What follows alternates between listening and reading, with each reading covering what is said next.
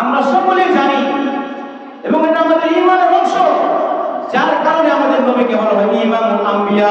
ঠিক না ঠিক বলেন? সমস্ত নবীদের ইমাম আল্লাহু আকবার বলেন। ও ভাই, যে ব্যক্তি ইমামত না করবে তাকে কি ইমাম বলা যাবে? তাকে ইমাম বলা যাবে না। আল্লাহ রাসূলকে বলা হয় ইমামুল আম্বিয়া। আল্লাহ রাসূল সমস্ত নবীদের ইমাম, আল্লাহ রাসূল সমস্ত রাসূলদের ইমাম।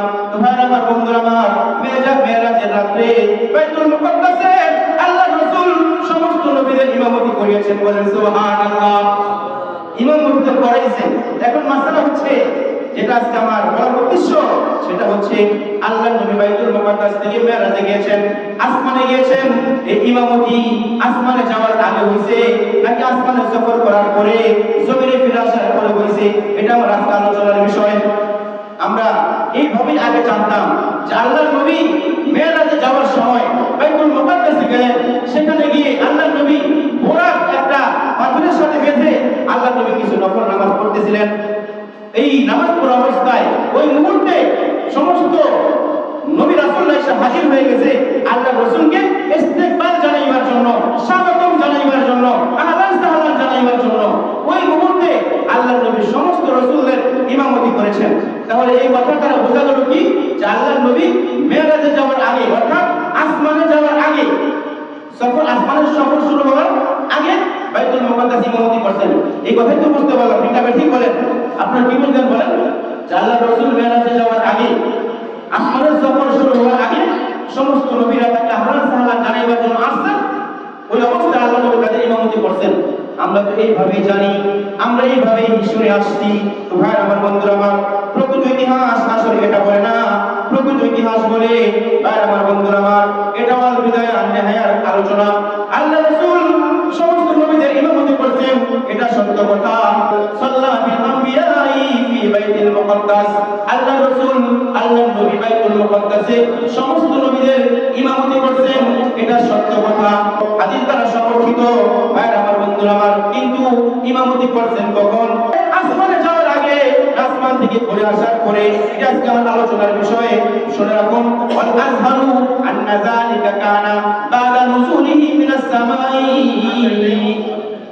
আল বিদায়া ওয়াল নিহায়া কিতাবের মধ্যে আল্লাহ ইবনে কাসির রাহমাতুল্লাহ আলাইহি বলতেছেন, সবচেয়ে গ্রহণযোগ্য কথা হচ্ছে, গ্রহণযোগ্য মতামত হচ্ছে, আল্লাহ নবীর নামাজ হয়েছিল, ইমামতি হয়েছিল আসমান থেকে ঘুরে আসার পরে, মেরাজ থেকে ঘুরে আসার পরে।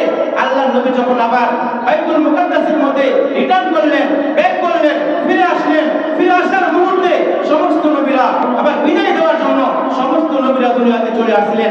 ওই মুহূর্তে আল্লাহ নবী তাদের ইমামতি করিয়েছেন। বলেন সুবহানাল্লাহ।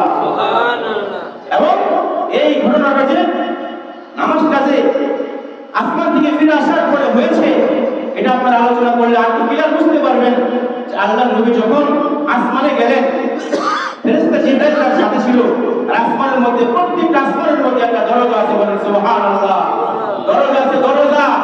বান্দার যে সমস্ত আমল আসমানে যায়, প্রত্যেকটা দরজার মধ্যে চেকিং হয়। চেকিং হওয়ার পরে সপ্তম আসমান পর্যন্ত যার আমল থেকে ওই ব্যক্তির আমলটা হচ্ছে আমলে সালেহ, অথবা কোন বান্দার আমল প্রথম আসমান থেকে রিটার্ন আসে দুনিয়ার জমিনে, প্রথম আসমান থেকে রিটার্ন আসে দুনিয়ার জমিনে। আবার কোন বান্দার আমল প্রথম আসমান বের করে দ্বিতীয় আসমান পর্যন্ত যায়।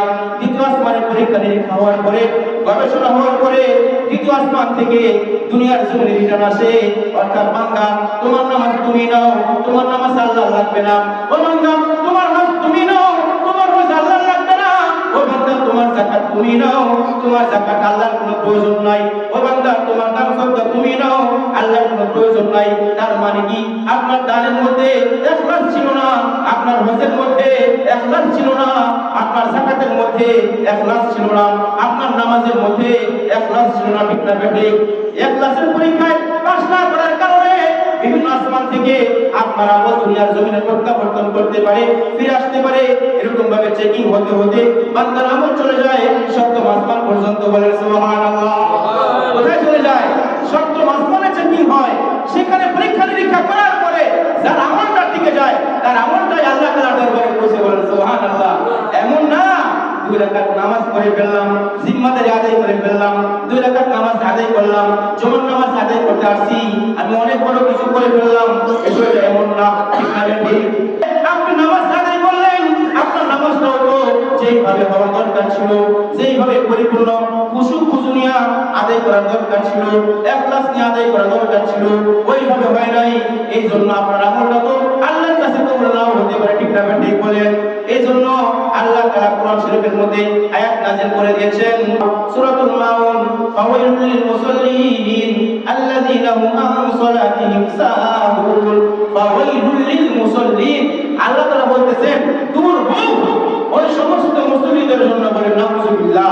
কি বলতেছেন আল্লাহ তাআলা? দুর্ভোগ, হতাশা। আল্লাযীনা হুম আন সালাতিহিম সাহুন, যারা তাদের নামাজের মধ্যে দাঁড়ায়া অলসতার নামাজ পড়ে। কিসের নামাজ পড়ে বলেন? অলসতার নামাজ পড়ে। আল্লাযীনা হুম ইউরাউন, এখন যারা লোক দেখানো নামাজ পড়ে, এমন মুসল্লি আছে কি নাই বলেন? যদি না থাকে, যদি এমন মুসল্লি না থেকে থাকে, আল্লাহর বলা মিথ্যা। ঠিক না ঠিক বলেন? কথা বলেন। যদি এমন মুসল্লি না থেকে থাকে, আল্লাহর ফাওয়াইলুল লিল মুসাল্লিন আয়াত মিথ্যা, আল্লাযীনা হুম আন সালাতিহিম সাহুন মিথ্যা, আল্লাযীনা হুম ইউরাউন মিথ্যা। ঠিক না ঠিক? তাহলে আল্লাহ কি মিথ্যাবাদী? ওমান আসদাকু মিনাল্লাহি কিলা, আল্লাহ চেয়ে বড় সত্যবাদী পৃথিবীর মধ্যে কেউ নাই। ঠিক না ঠিক বলেন? বিশ্বাসী করি কি করি না? তাহলে বোঝা গেল আল্লাহর কথা সত্য, কোরআন সত্য, কিন্তু আপনার আমার নামাজ, আপনি আমি ওই ধরনের মুসল্লি আছে কি নাই বলেন? যেই কথা বলতেছিলাম, আসমানের দরজা আছে কি নাই?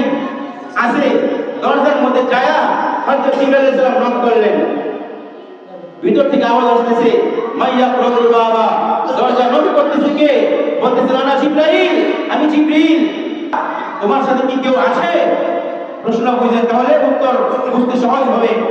ভিতর থেকে জিজ্ঞেস করতেছেন, মা তোমার সাথে কি কেউ আছে? বলতেছেন হ্যাঁ আমার সাথে আছে। জামানার নবী, নবীদের সর্দার, খাতামুল আম্বিয়া মুহাম্মদুর রাসূলুল্লাহ সাল্লাল্লাহু আলাইহি ওয়াসাল্লাম। বলেন সুবহানাল্লাহ। প্রশ্ন আসছে কি তোমার সাথে কি কেউ আছে? এখন আবার পাল্টা প্রশ্ন করতেছেন, আল দুনিয়া ইলা সামাই, তাকে কি আসমানে আসার পারমিশন দেওয়া হয়েছে? আল্লাহু আকবার বলেন। ভিতর থেকে প্রশ্ন করতেছেন, আসমানের ভিতর থেকে প্রশ্ন করতেছেন দরজা খোলার আগে। এবার জিবরাইল আলাইহিস সালাম বলতেছেন, হ্যাঁ তাকে আসমানে যাওয়ার পারমিশন দেওয়া হয়েছে। আল্লাহু আকবার বলেন। এখন আপনাদের কাছে আমার প্রশ্ন, যদি আসমানে যাওয়ার আগে বাইতুল মুকাদ্দাসে নামাজ হয়ে থাকে, ইমামতি হয়ে থাকে, তাহলে আসমানে যাওয়ার পরে আর ভিতর থেকে কোনো প্রশ্নের প্রয়োজন আছে? প্রশ্নের প্রয়োজন আছে? জিজ্ঞেস করার প্রয়োজন আছে? তোমার সাথে কে? তাকে আসমানে যাওয়ার পারমিশন দেওয়া হয়েছে কিনা? তারা যদি আগে দুনিয়াতে এসে থাকতো তাহলে জানতে পারতো কিছুক্ষণ পরে নবী আসমানে যাবে, স্বাগতম জানাইবার জন্য তারা রেডি হয়ে থাকতো, আর বলার সাথে সাথে দরজা খুলে দিত। ঠিক না ঠিক বলেন? তাহলে যেহেতু প্রশ্ন করছেন আল্লাহ মাশা তোমার সাথে কি কেউ আছে, অথবা তাকে আসমানে যাওয়ার পারমিশন কি দেওয়া হয়েছে, এই প্রশ্ন যেহেতু এসেছে হাদিসের মধ্যে আছে, তাহলে বোঝা গেল মেরাজের রাতে নবীদের সাথে যে নামাজটা হয়েছে, নবীদের যে ইমামতিটা হয়েছে, এটা আসমানে যাওয়ার আগে নয়, আসমানে যাওয়ার পরে। বলেন সুবহানাল্লাহ। আসমান থেকে সফর করে আসার পরে সমস্ত নবীরা, একটা সুন্নাত হচ্ছে আমাদের নবীর সুন্নাত, বাড়িতে যখন মেহমান আসে হাসি খুশিতে মেহমানদেরকে গরম করে নিতে হবে। ঠিক না ঠিক বলেন? এবং মাসআলা শুনে রাখেন, সুন্নাত বলতেছে সুন্নাত। এবং যাওয়ার পথে মেহমান যখন বাড়ি থেকে বের হয়ে যাবে, বিদায় হয়ে যাবে, তখন মেহমানদেরকে বিদায় দেওয়ার জন্য হাসি মুখে, হাসি খুশিতে আল্লাহর নবীর সুন্নাত পালন করার জন্য আপনার বাড়ির গেট পর্যন্ত বের হতে হবে। যারা পুরুষ তাদেরকে রাস্তায় বের হতে হবে, প্রয়োজনে গাড়ি পর্যন্ত উঠাই দিতে হবে। এমন না যে আপনি মনে মনে খুশি, মেহমান আসছে বিদায় হয়ে কি বললাম বাঁচলাম, বিষয়টা কি বলেন? এমন না, আপনাকে হাসি খুশির সাথে তাদেরকে বিদায় সমাবেশে দাঁড়াইতে হবে, বিদায় দিতে হবে, আবার আসেন এই কথা বলতে হবে।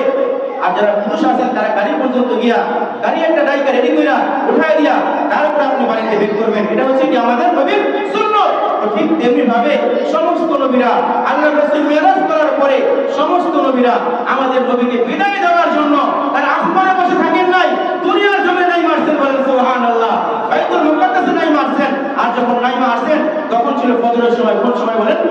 ফজরের সময় হাদিস শরীফের মধ্যে আছে ওই ফজরের সময়তে আল্লাহ রাসূল সমস্ত নবীদের ইমামতি করছেন। আই হানাত সালাতুল ফজরি ওয়াল উরুজু কানা ফিল লাইলি।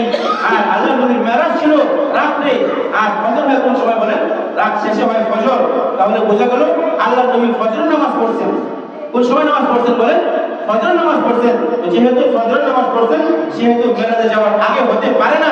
আল্লাহ নবী সফর করার পরে, জান্নাত জাহান্নাম দেখার পরে, আল্লাহ তাআলার সাথে সাক্ষাৎ করার পরে, তারপরে আসার পথে বাইতুল মুকাদ্দাসে নামাজ হয়েছে, বাইতুল মুকাদ্দাসে ইমামতি হয়েছে।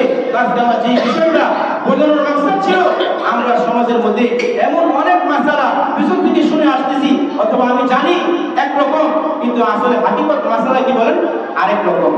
এখন আপনি কোনটার সরকার কোনটার মিথ্যা মনে করবেন, এই যোগ্যতা কি আপনার কাছে আছে? এই সম্পর্কে কথা বলার কি আপনার কোনো কি নাই বলেন?